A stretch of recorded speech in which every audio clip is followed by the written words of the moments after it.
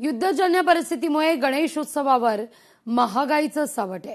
यंदा गणेश मूर्ती 30 ते 35% महागल्यात। इंधन दरवाढीचा फटका हा उत्सवाला देखील बसतोय।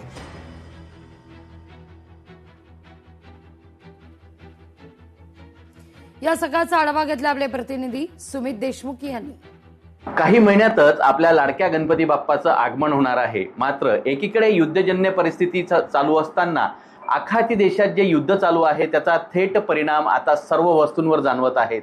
महागाई मोठ्या प्रमाणात होत आहेत आणि गणपती बाप्पाच्या मूर्तींच्या साहित्यांवरती देखील त्याचा मोठा परिणाम जाणवत असल्याचं स्पष्ट होत आहे।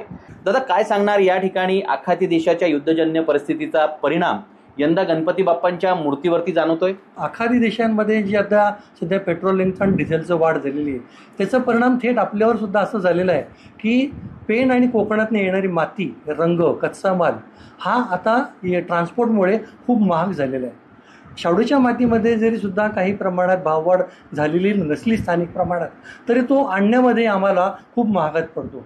रंगांचे भावसुद्धा वाढलेले आहेत, त्यानंतर ब्रश वाढलेले आहेत, त्याच्यानंतर सोनेरी शाई वाढलेली आहे आणि हा ट्रान्सपोर्ट वाढल्यामुळे नाईलाजाने आम्हाला आमचे गणपतीचे सुद्धा भाव वाढवावे लागत आहेत। अशी परिस्थिती आहे ती।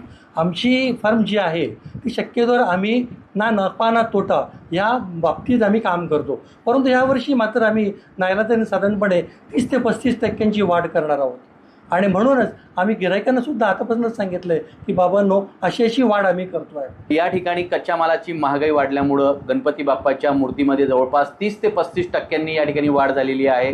सुमित देशमुख, लोकशाही मराठी, जळगाव।